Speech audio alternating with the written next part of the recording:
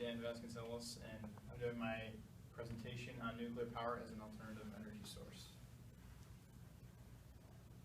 I'm going to go through what I'm going to talk about during the presentation, and that is a little bit of background information on what nuclear power is, the types of reactors that it uses in the process, the different radioactive elements and isotopes that it uses, the availability of resources for the process, pros and cons of nuclear energy versus other types of energy, and the future of nuclear energy.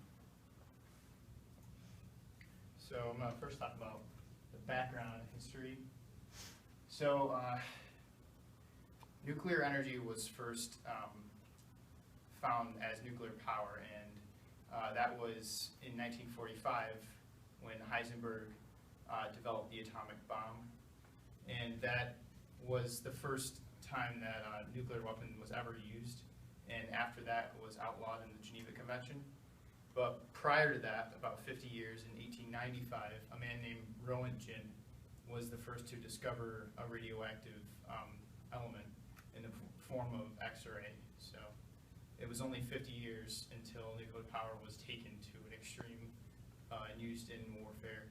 And then after that, it was changed and used as an energy source, and it was also the center of a lot of tension, especially during the Cold War, where nuclear weapons were used as not just a military power source, but a political power source.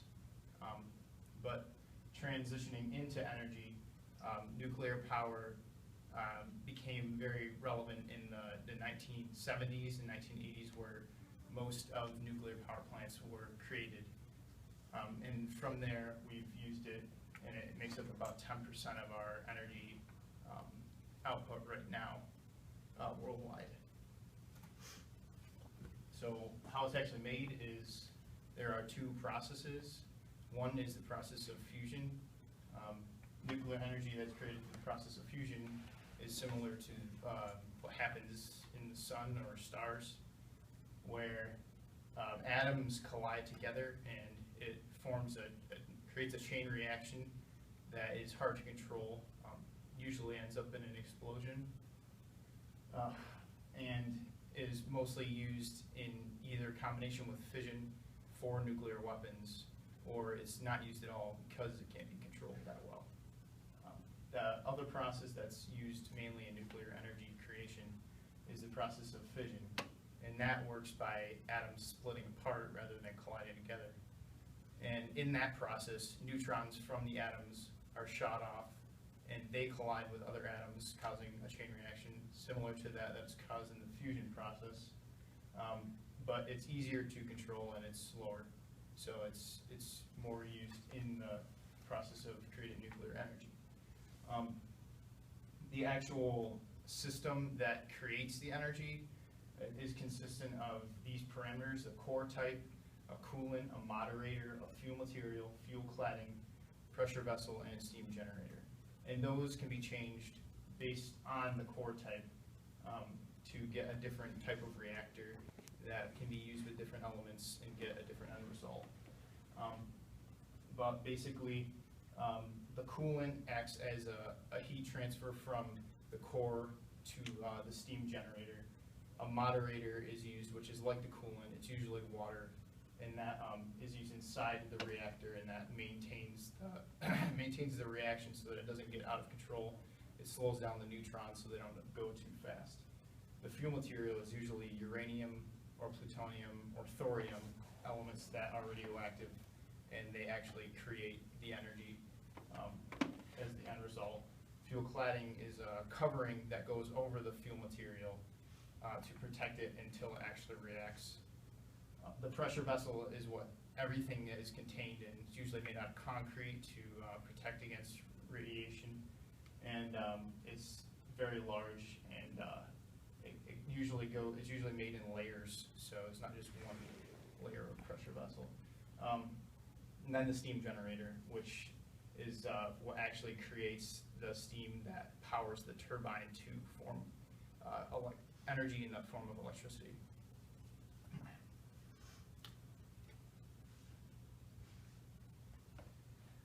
These are the types of reactors. So that process that I just talked about was the basic process, and then we move on to the different types of reactors that it's used in. So the most common type is the light water reactor. This is a picture of the pressurized water reactor, which is almost the same, except for one difference.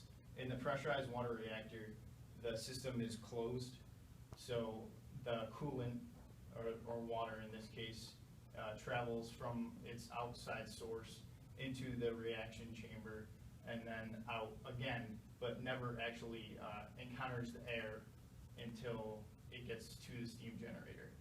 Whereas the light water reactors and heavy water reactors, they're open circuits, so the water flows into the reaction chamber and then immediately forms steam right off of that and creates energy by going to the turbines.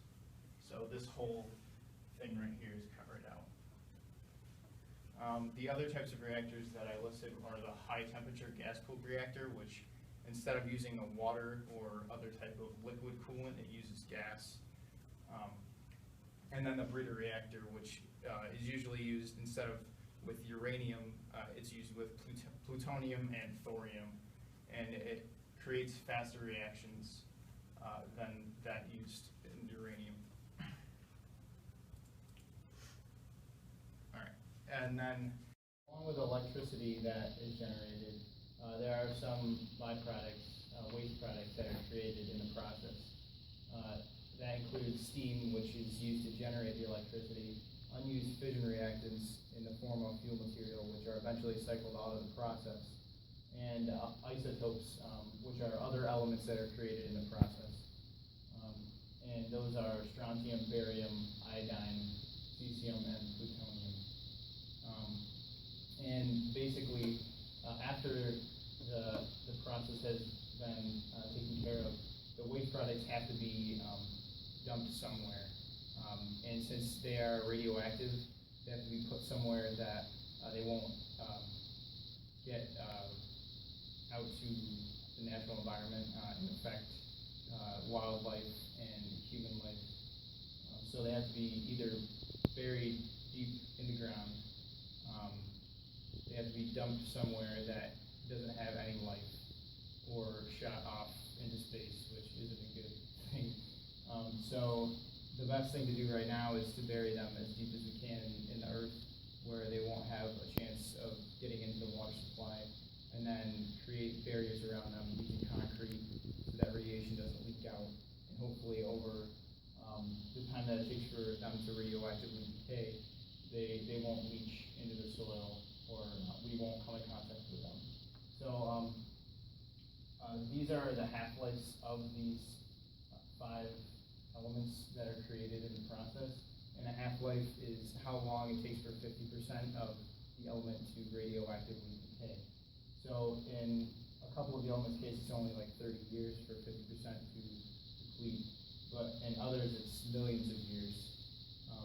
So basically the only thing that you need to take from this is that the smaller the half-life, the more radioactive the waste is, and the longer the half-life, the less radioactive the waste is. So we want to bury the elements that have a smaller half-life a lot deeper and protect them more, because they'll be more dangerous, but yet they'll deplete faster.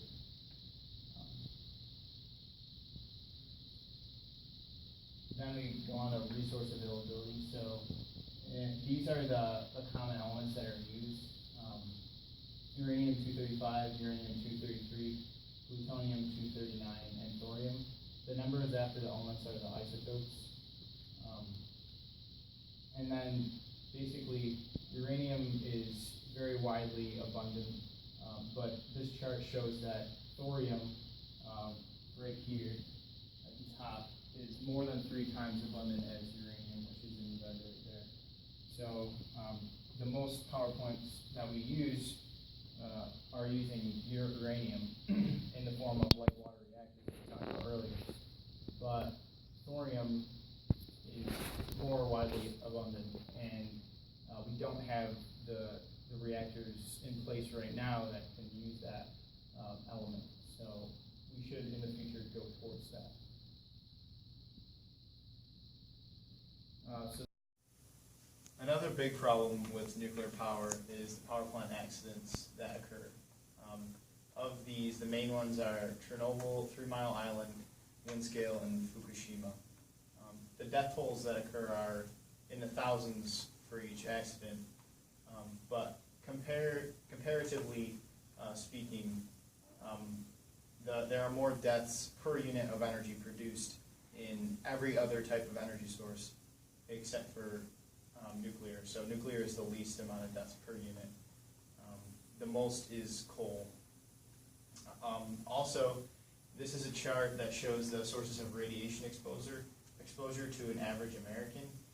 And in this chart, the radon is 55%, but other, which is 1% or less, and then terrestrial, which is 8%, that is the main consistency of what the nuclear energy plants put out for dangerous radiation exposure, which is way less than what we would think in the environment.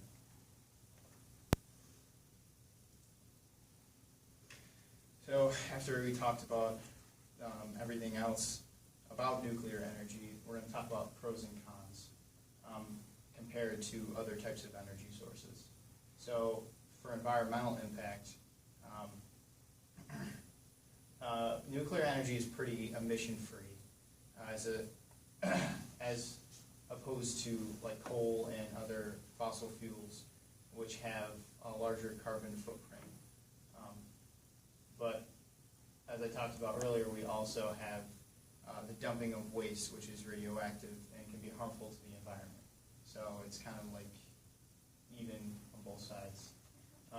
Availability, uranium is widely available. I talked about thorium, which is more than 3 times available,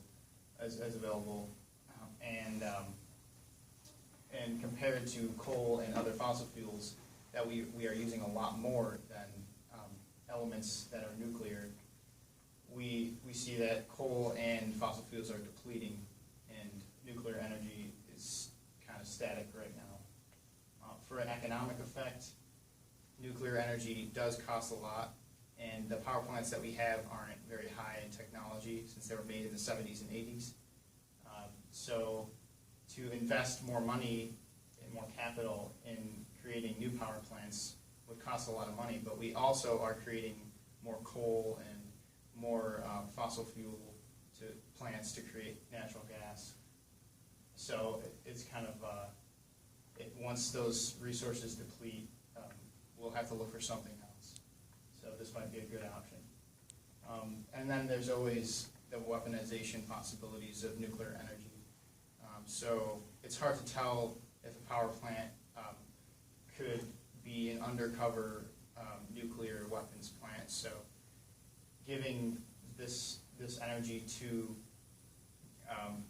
other countries, like countries in the Middle East, Iran, Iraq, Afghanistan, if they have the ability to use nuclear energy, they could use it as nuclear weapons instead, and that could be dangerous for everyone.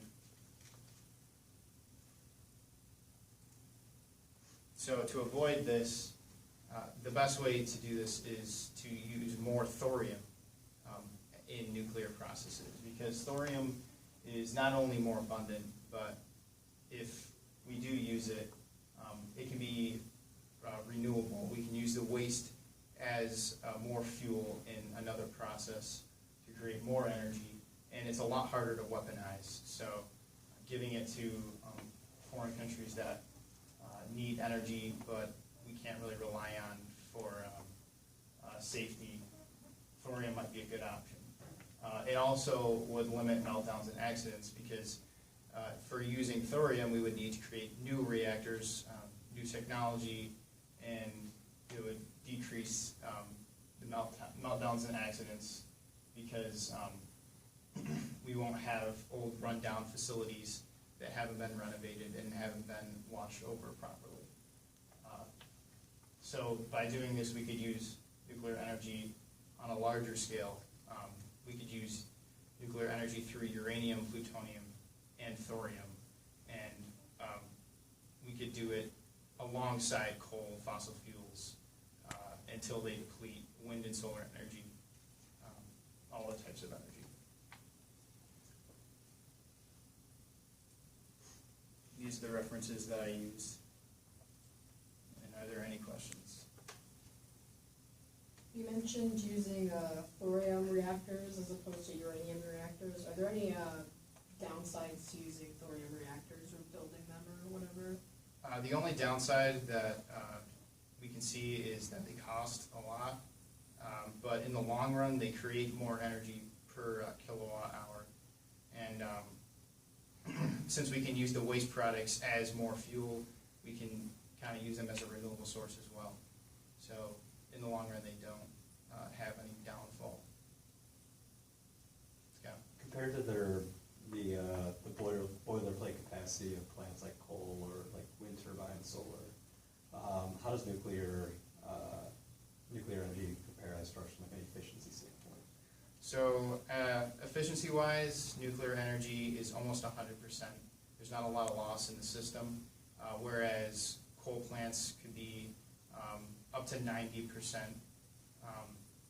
Other sources of energy, like wind, are very, very much lower efficiency because we rely on the wind, which isn't always consistent. So they're around like 15–20%. So nuclear energy is a lot more efficient. Any other questions? Well, that concludes my presentation.